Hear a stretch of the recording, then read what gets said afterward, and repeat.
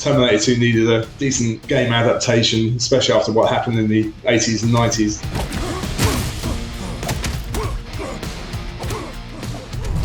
For as long as there's been video games, there's also been bad movie tie-ins. And with the exception of the N64 classic GoldenEye, the 90s were arguably the worst decade for turning movie gold into video game slop. Hey, clown face. Independence Day? Stinker. Oh, yeah. Cliffhanger? Utter bollocks. Men in Black the game? We all need neuralizing after that one. No, you can't hit me. I won't let you. I won't. Oh! Despite its smash hit success, 1991's action sequel Terminator 2 Judgment Day wasn't immune from this curse, also experiencing a less than stellar treatment that wasn't even close to being worthy of the film's classic status. They did one on a Mega Drive, isn't it? The first Terminator movie, yeah. And for the rest, it was just very simple use of the license. I remember playing the Ocean TT game from way back, and I think they went all out with the blend of game designs in there, including one where you had to rewire the Terminator's arm, and then there's a sliding block puzzle. Yeah, if you look at the Mega Drive and Super Nintendo version of Terminator 2, they're pretty woeful, really. Since the 90s though, with games like Spider-Man 2, X-Men Origins Wolverine, and Alien Isolation proving the tide has somewhat turned, making a game based on a movie is no longer the instant critical failure it once was. Hasta la vista, baby. And having as much time as you need to revisit a now 34-year-old classic, hopefully righting the wrongs of many failed attempts, wasn't just something that Bitmap Bureau thought would be fun to do, it was something that they felt they needed to do. And I got an email from Reef Entertainment asking me if I would be interested in doing a project with them, and it would be a licensed project. Terminator 2 was on the table. Yeah, when it was offered to us, being huge Terminator fans, especially myself and Hank, it was just too good an opportunity to sit down, really. Having a license, quite a big license attached to an indie game, that's quite an unusual situation. Come with me if you want to live. It was an unexpected offer, but a welcome one. Bitmap Bureau jumped at the chance to use their retro, side-scrolling skills to develop what could be the ultimate Terminator 2 video game. The first steps towards that goal was plotting what exactly a game about T2 could look like, and with 34 years of legacy and expectation, anything less than a fully realised ultimate Terminator 2 experience just wouldn't do. Yeah, it's been a lot of fun adapting the various scenes of the movie into pixel form. Usually when you make your own game, you can just do what you want within the confines of the license. You have to be very careful, and you have to make sure you get all those iconic scenes in the movie and translate them into some kind of game.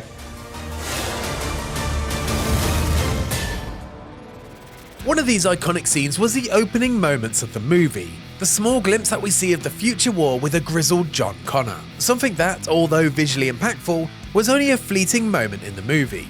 You don't actually see that much of the future war in the first two Terminator movies, so yeah, we had to get creative. We actually got a new boss in there. Yeah, I had to make that myself up. We had to get it approved by Studio Canal, of course. Luckily, there was a lot of concept art flying around that we were able to make use of, and there's one boss in particular called the Centurion. It appears on the Terminator 2 pinball table, bizarrely.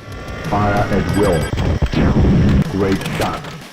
Expanding upon small scenes from the movie is only one step towards creating the perfect Terminator 2 game though. To make the ultimate experience, Bitmap Bureau set out to represent as many of the movie's classic scenes as they could.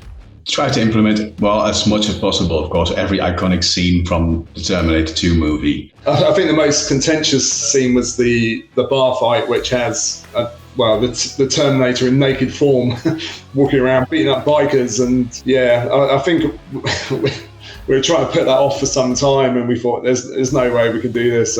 But we found a way, and I think it's great. It's a nice distraction from the rest of the game as well, which is largely run and gun. We had to be very careful what we could show below the waistline, of course. Creative shading, let's say.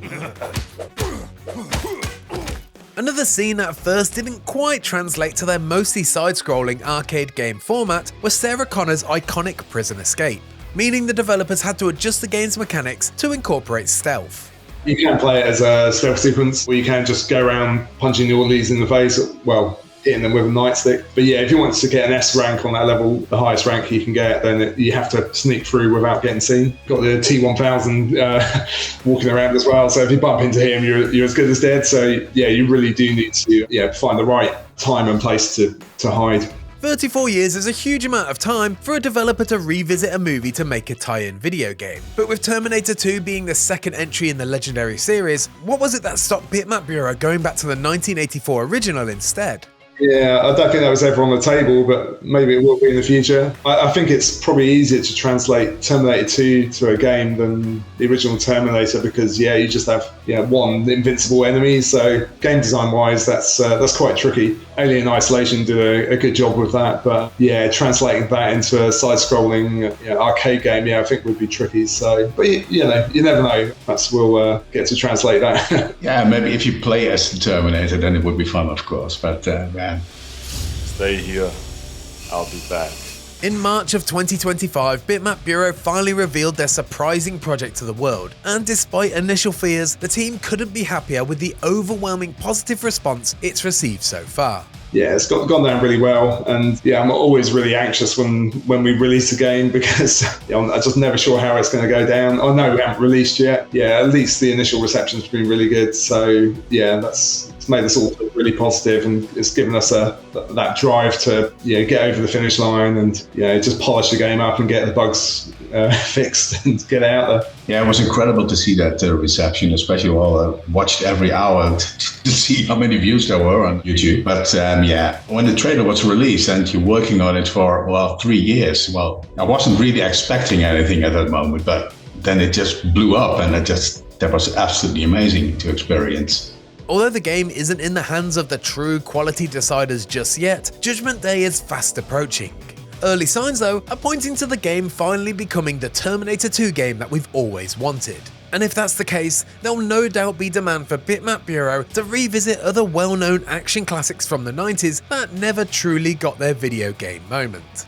Well, I know a few licenses which I would love to take on. Well, we'll just see and let them come. Yeah, we do have other things in development which I can't talk about. It might be in the same ballpark, let's say. We've really loved working on T2 and work on other licensed games again. But at the same time, we're creative people and we like to create our own stuff as well. So luckily, Reef give us that balance of working on licensed stuff and our own. So we're going to continue in that vein for some time, hopefully. If you like this video and want to learn more about Terminator 2D No Fate, why not check out the official announcement trailer, or our video about why Terminator 2 is still the best action movie ever made. And for everything else Terminator, you're already in the right place at IGN.